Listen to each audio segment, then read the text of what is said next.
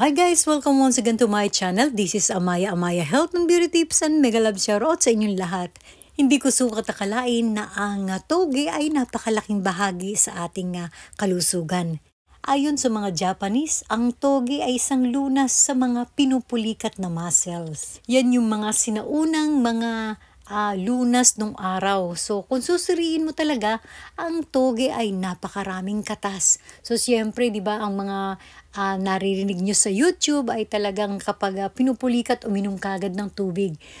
Kahit sariwa ang toge, talagang pinapapako. Napakadami niyang katas at saka talagang nakakaaliw. Dahil ang katas nito ay para ka nang kumakain ng singkamas. So pangkasalukuyan ako ay talagang nagda-diet. Ito ay isang pangunahin kong pagkain sa pagda-diet.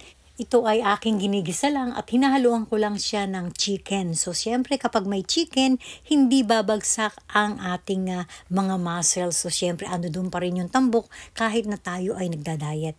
So thank you so much guys for watching and see you to my next vlog. Bye!